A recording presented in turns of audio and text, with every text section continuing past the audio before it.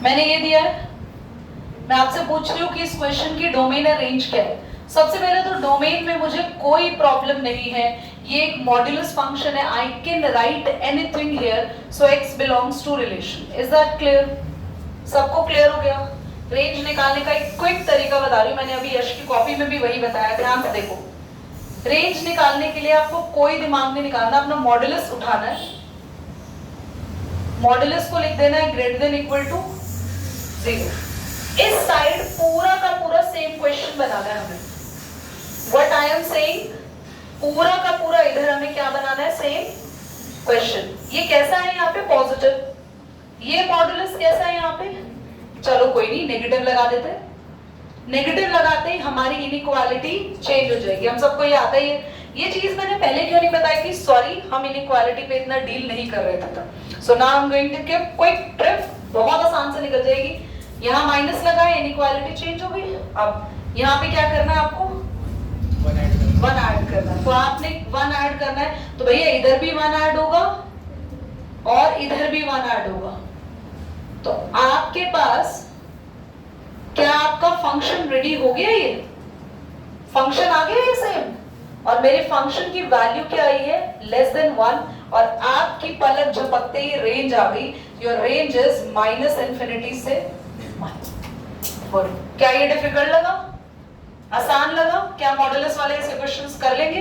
You have to pick a modulus. बेटा मैंने सब कराया, ऐसा कराया आरडी में क्वेश्चंस, बट ठीक है, तब तुम लोगों को लेंथी लग रहा है वो method. Now do by this way, question अपना उठाओ, क्वेश्चन में अगर मॉड्यूलस है या अंडर रूट है, मैं अंडर रूट के लिए भी समझाऊंगी, उसको पूरे को किस में कन्वर्ट करने की कोशिश करो, फंक्शन में कन्वर्ट कर दिया and you get the answer. फटाफट नोट करो, नेक्स्ट पैटर्न ऑन करो बेटा।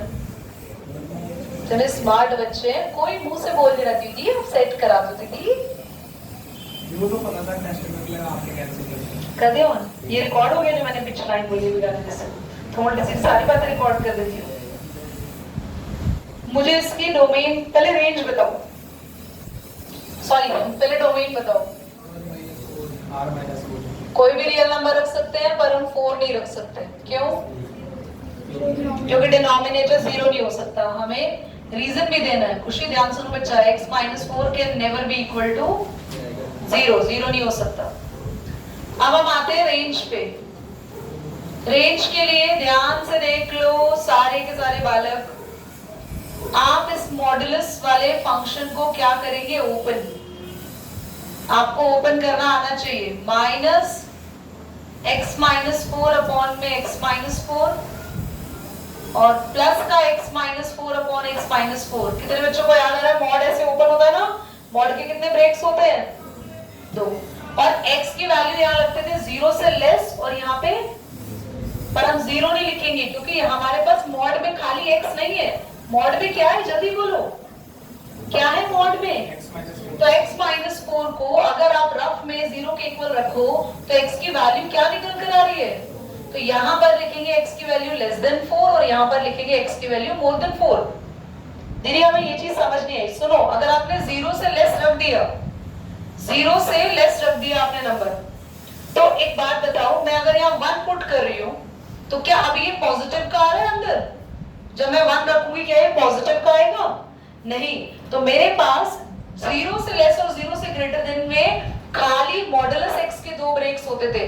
जब x की वैल्यू -x में खुलती थी, +x में खुलती थी, less than 0 and greater than और इक्वल टू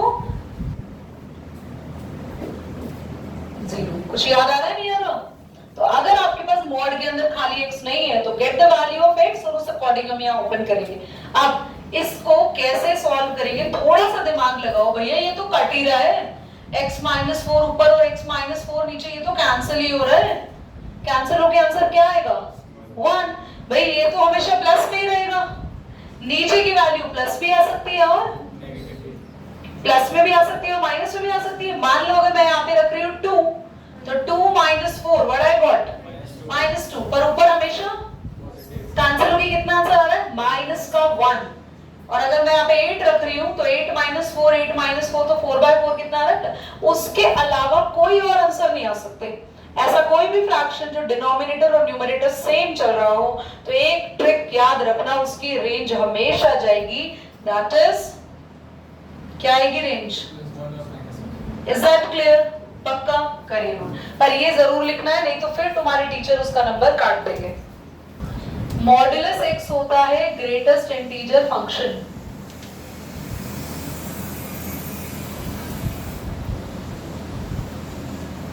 सबसे पहले हम इसमें क्या क्या रख सकते हैं सुन लो। आप इसमें कुछ भी पुट कर सकते हो, any domain you can put over there.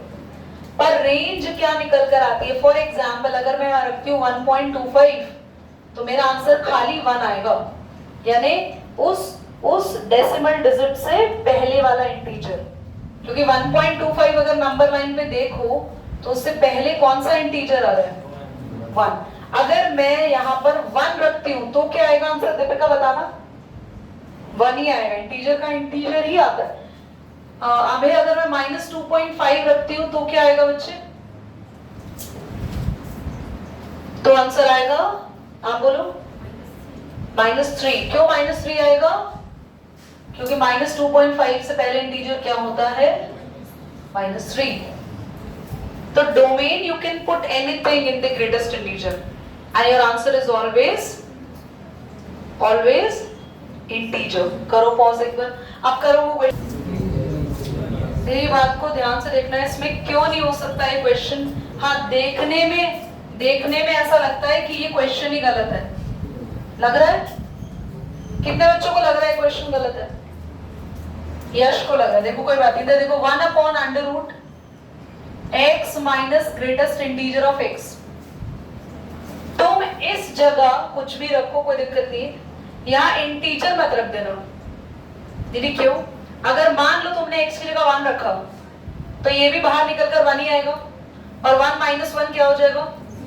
Denominator can not be, हमने पढ़ा है रेशनल फ्रैक्शन में डिनोमिनेटर 0 नहीं हो सकता। तो हम यहाँ पर क्या रख सकते हैं? हमारी जो डोमेन आएगी, आप कोई भी रियल नंबर रखो, एनी रियल नंबर, बट क्या नहीं रख सकते? इंटीजर नहीं रख सकते। क्या डोमेन समझ आ गई? क्या ये डिफिकल्ट था क्वेश्चन? क्या डिफिकल्ट था? तुम बताओ, बोलो। हम यहाँ 1.25 रख सकते हैं, हाँ, क्योंकि ये तो 1.25 ही रहेगा, और ये 1.25 से क्या हो जाएगा? बाहर क्या आ जाएगा?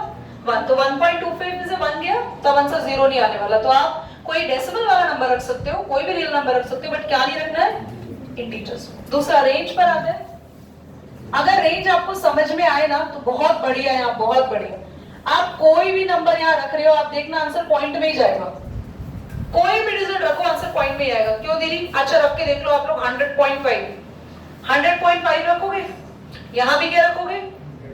जब बाहर आएगा तो खाली 100 बाहर आएगा, और 100 में से 100.5 में से 100 गया 0.5। तो कभी भी यहाँ पे आंसर 1 नहीं आ सकता।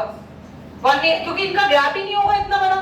तो यहाँ पे जो रेंज रहेगी, आप ध्यान से देखो, इसकी खाली इसकी, तो इसकी वैल्यू क्या आ सकती है दीदी? इसकी वैल्यू 0 नहीं आ सकती, क्योंकि ये फ्रैक्शन में 0 से बड़ी आएगी और 1 से। इतनी बातें क्लियर हो रही है? अब मैं इसको कैसा बनाऊंगी? बिल्कुल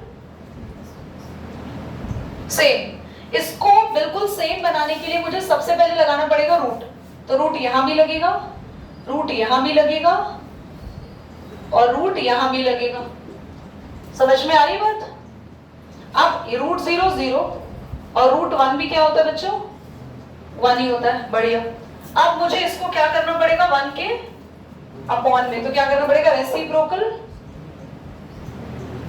बोथ साइड। तो जहां रेसिप्रोकल करोगे तो 1/0।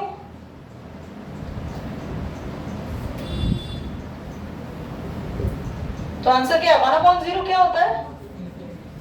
तो मेरे पास आ गई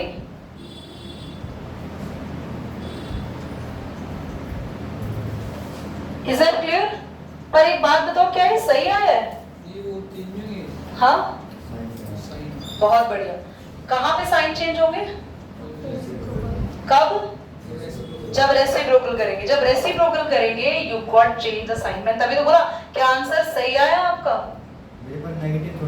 1 से बड़ा नहीं, तब भी चेंज होता है, और इन्फिनिटी से छोटा। Is that clear?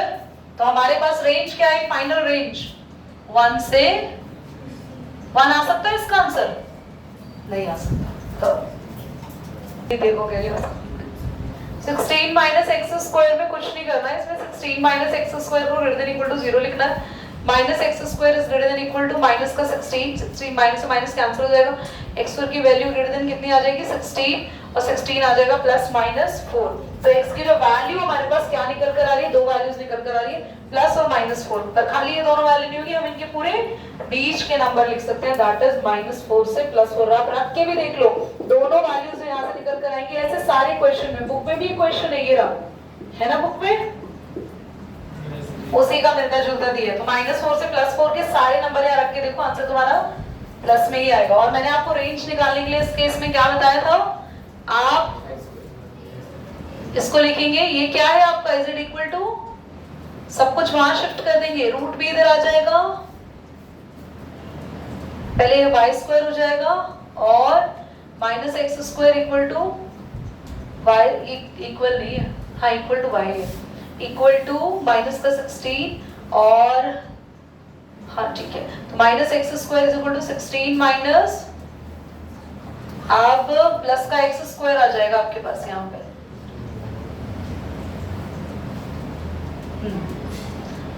देखो मैंने क्या किया, मैंने पूरे क्वेश्चन में पहले रूट को इधर पुट किया, स्क्वायर हो गया, माइनस एक्स स्क्वायर यही रहने दिया, 16 को यहाँ लेकर आ गए, इसका माइनस अगर वहां शिफ्ट करोगे तो ये आगे पीछे हो जाएंगे। आप 16 को लिख सकते हो 4 का स्क्वायर और आपको दो ब्रैकेट मिलेंगे y+4 और y-4। समझ में आ रहा है आपको?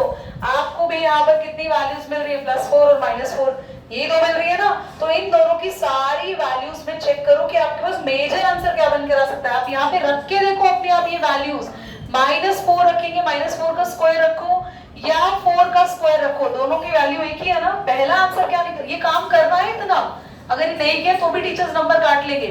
उसके बाद रेंज आपको अपने आप से इस क्वेश्चन में दिमाग लगा के लिखनी है, जब आप -4 यहाँ पुट करो या प्लस का 4 पुट करो, पहला आंसर क्या आ रहा है आपका, क्लियर। उसके बाद अगर आप 1 पुट कर रहे हो या -1 पुट कर रहे हो तो तुम्हारा आंसर कितना आ रहा है, आ रहा है ना 1 2, आपने 4 रख के दिया, 1 0 रख रहे हो तो कितना आ रहा है, सबसे छोटा आंसर रख रहे हैं तो कितना आ रहा है 0 रख रहे हैं तो 16 यानी कि 4, मेरा सबसे बड़ा आंसर आ रहा है 4, तो मेरा ये वैल्यू आई 0 से लेके 4। तो ऐसे क्वेश्चन में डोमेन निकाल लो और एक एक करके सारी डोमेन इसमें आप पुट करके देख लो, सबसे छोटे से लेके बड़ा तक का आंसर बना लो, दैट इज योर रेंज। हाँ